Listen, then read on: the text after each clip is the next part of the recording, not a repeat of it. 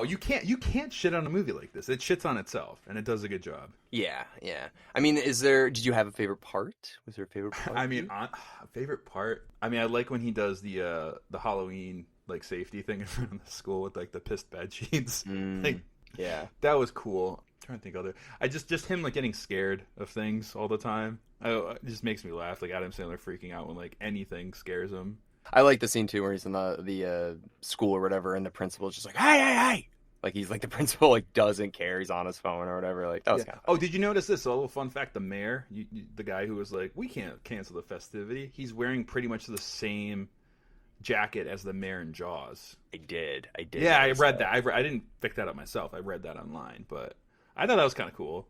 And Kevin James is kind of like, "We're shutting down Halloween." Like it's kind of like similar to I kind of Jaws. wish they So did that with Jaws 2, where like Roy Scheider in Jaws 2 is now the mayor, but they got the same mayor in Jaws 2. Not to get into that, but yeah, I love that guy as the mayor. that guy, he's like, "Oh, we're not gonna close the beach again." So you remember what happened last time? Like you're still the mayor after all that scandal, like in Jaws 1. Yeah, I love that actor that played the mayor in Jaws though. I really do. But it ends with Hubie becoming the mayor, and I was like, "Oh, that's what Jaws should have done in the sequel," or that's how I don't know. I like that. I like that idea. Eh. Let me pitch this to you, and I want to know what your thoughts. Okay. Okay. Ooh. Ooh. Now, obviously, like we've seen the movie now, it's like okay, it's fun, it's fun, it's fun. Do you think this would have worked better as an animated film like Eight Crazy Nights? No, just because the facial expressions are so much funnier in this movie.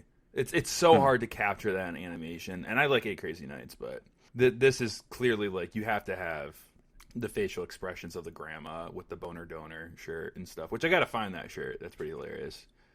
But like, just the facial expressions make this movie.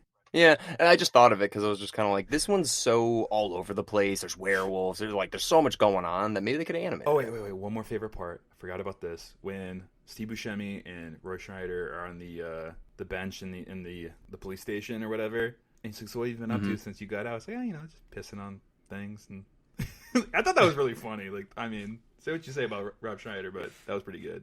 Yeah, no, they're in. He was actually pretty tame. He's usually like some Yeah. crazy character that I mean, like, he played a mental asylum patient, but but he still is kind of tame, like. Keenan was great in this too. When that scene when like they show like the flashbacks of Hubie like breaking into the police station in disguise. He's like, "I didn't recognize him." Like, Yeah.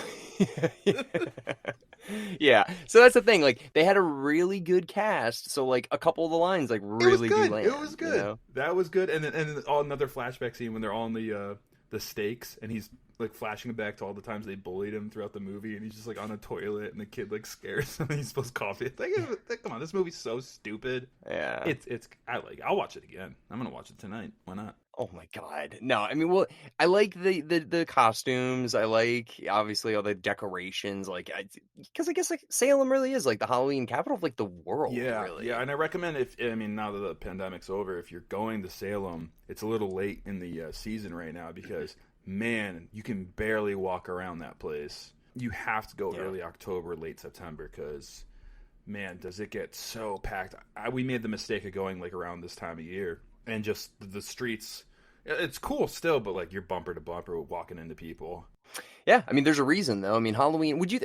Halloween's the biggest in America, like hands down. I don't know where it's bigger. Yeah. Yeah, everybody I've ever spoken to that's lived in other countries, they're like, "Nah, we kind of just do it because you guys do it. Like it looks cool." Mexico has the Day of the Dead, which is different but similar. But Yeah, that's true. That's like a dressing up, but it's not like the same. I mean, it's still commercialized in America, but it's fun. It's a cool, fun event or whatever. So this movie really captured that spirit. So I did like that. from everything from like the corn maze, like and it pulls out and said jack o' lantern corn maze. Yeah. They did a lot of good Halloween traditional things. So I Yeah. liked it. You know what's really good is when they're going trick or treating, and like everybody's always seen this is like the bowl of candy. It's like, please take one or whatever. And the girl, like, she sits there for a second, and then she like takes the second one, and immediately Adam Sandler's like, I'm gonna stop you right there, and like comes out.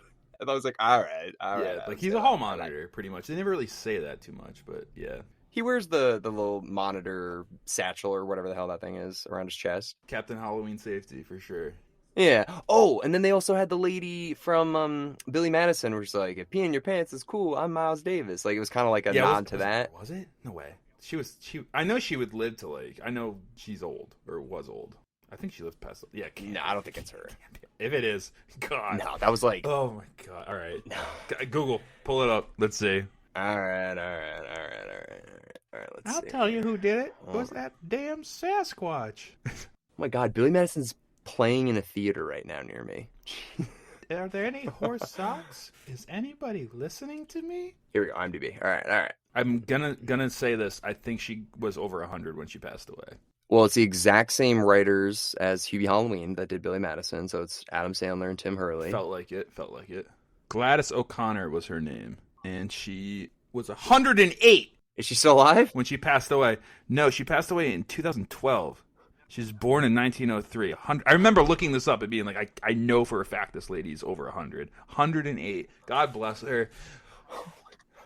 I mean, Okay, so it's not the same lady. that's amazing.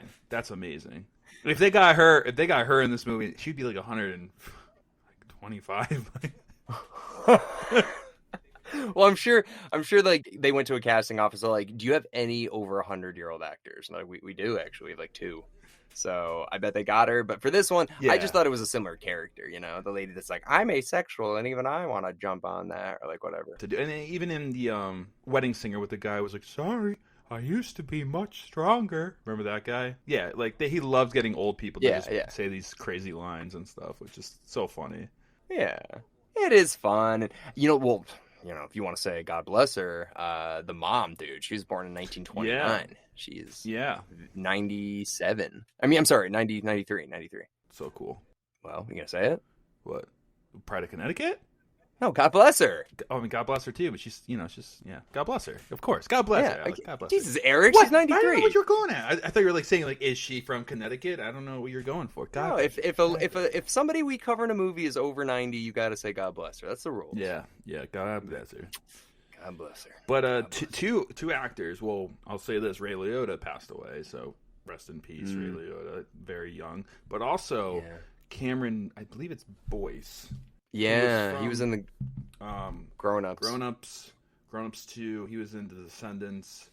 Passed away at the age of, jeez Louise, was he only 20? That's insane. Yeah, he was really young. Yeah, he was supposed to be in this movie. I don't know what character. I'm assuming it's the kid from Stranger Things in the Tin Man suit, but I don't know which character he was going to play. But very sad. And they dedicated this movie to him because he was going to be in it. Yeah, I know. I mean, I didn't really know who he was, but I saw at the end when they did the whole ending, and I looked him up, and I didn't really know much about him, but that's scary. Yeah, and that's Adam Sandler, man. He's surrounded by people that just pass away too young too. Like a lot of his movies, like Chris, Ray. I mean, I'm sure he's just like surrounded by people that's like, oh man, like it's a lot, heavy heart for sure. It just, I don't really, I mean, Ray Liotta was really young, too. It's just weird. There's still not, like, a release of what happened to him. All I've read is that he passed away in his sleep filming a movie in, I believe, the Dominican Republic. Yeah. No foul play. I don't think any drugs were involved. I mean, I know Ray Liotta was a drinker and a partier back in the day, but I don't see that. I mean, that's the thing. Even this, and he did a movie, like, a year ago. I saw him, and I was like, he doesn't look good. He looked good in this, like, didn't he? That was 20... this is 19, so this is 2019 when he filmed it, probably. So he just looks like he's got a lot of miles on him. He doesn't look like he doesn't look like bad, like he's out of shape or anything. He just looks like, I don't know, like his insides are just like we're struggling. Yeah, I agree. Yeah, but that's a sad loss for sure this year. I mean, it's been a weird year, but yeah. Overall, though, I mean, if you had to rank this movie, if you had to give it out of 10, I guess, I don't know, do you want to put it on, like, the actual Halloween scale, or do you want to put it on, like, the little kid Halloween scale? On a children's movie scale, I'll give it an 8. As a movie I will watch, I'd give it a 6.5. Okay. I think it's a great children's movie. It's a great movie to watch with your kids. I think that's what's cool about it. And you'd laugh about it with your kid and like say, oh yeah, he made a movie when I was a kid. And I know who Doyle is. You don't even know. Like, yeah. Who would the equivalent of that be today? Like if you were like, sit down with your parents and be like, and they made a movie, what would the equivalent be? Like Jackie Gleason? Like if I was to watch a movie with my parents and like when I was a kid and they're like, you don't even know, you don't even get it. It's like, no, so like imagine when your parents were kids, there was a comedian who was starting his career and then he did a culmination, movie when they were 30 and then they tried to show it to you. Who would that be? Like Steve Martin probably, I think would be a good good. He started his career in the 70s, didn't But he? I mean, SNL years, Yeah. like John Belushi stuff. I don't know, like that kind of stuff. Yeah. Like, you know, my dad watched when he was in high school, college. So I don't know children's movies though. Because I just don't think like comedians had as much longevity as they do. Like Adam Sandler has been a like household name since like 1995, Yeah. pretty much. But he's got a spectrum of films too, from comedies to serious films to adult comedies, children comedies, like crazy comedies even. So and then there's Click, which is in a world of its own. I'm joking. No, that's good. It's not that bad. Now, I think his first real departure from comedy that was really good was Punch Drunk Love, which was directed by Paul Thomas Anderson, saw who did that. Boogie Nights, Never which saw Eric that. doesn't like. Which Eric doesn't like Boogie Nights. I'm not obsessed with Boogie Nights. You're like, oh my god, I'm so obsessed with Boogie Nights. Yeah, you just fast forward to the end and look at Mark Wahlberg's dick and then sign off. Yeah, I do. At the 2 hour, 27 minute, and 4 second mark. Just fast forward. You tell me I'm wrong though. 2 hours, 27 minutes, 4 second mark. That's the whole movie right there. Somebody's gonna look that up. Do it. Like 2 hours, 27 minutes, 4 seconds. Tell me I'm wrong. All right, I'll follow up with you on the next episode. We'll see if it's true. Yeah, I guess for kids movies, I would give this like a 7. You know, Okay, that's fair. it's weird. I like Chip and Dale Rescue Rangers better than this. You know? I give it Like an those 8. You give it a 7. Okay. Okay. And then for like me actually watching this and sitting down and wanting to watch it, like probably like a 5. Okay. So we're not too far off. I'm not like rating this 9/9 done. You know. If you gave this a 9, I'd be like, Eric, what This happened? is the best thing Adam Sandler's ever done. Oh my god. It did get nominated for a few Razzies. I don't know if Yeah. it won, but what are you gonna do? They also gave Bruce Willis a Razzie. It's very in poor taste Razzies. Yeah. Razzies are just bullies. Guess- Let's be real. They're bullies. Yeah, I know. Leave Bruce Willis alone. Well, Eric, I don't know. You want to spin the first wheel, see what our next movie's gonna be? It feels good to be doing this again, man.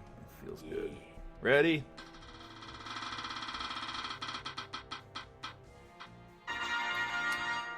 "13 Ghosts." See, it would have been cool if this was the first one, because it would have been like 13 Days of Halloween, 13 Ghosts. Is this the movie about the 13 like Thai kids stuck in a cave that they get out and like is it Mark Wahlberg gets them out? Is it Mark Wahlberg in them? It's like, oh, that's 13 Lives. Oh my god, no. You remember that story about the kids in the cave and the water's rushing in and they're like, we gotta get these kids out of here. Yeah, so it's kind of like 13 Ghosts, but they all made it out, so there's no ghosts.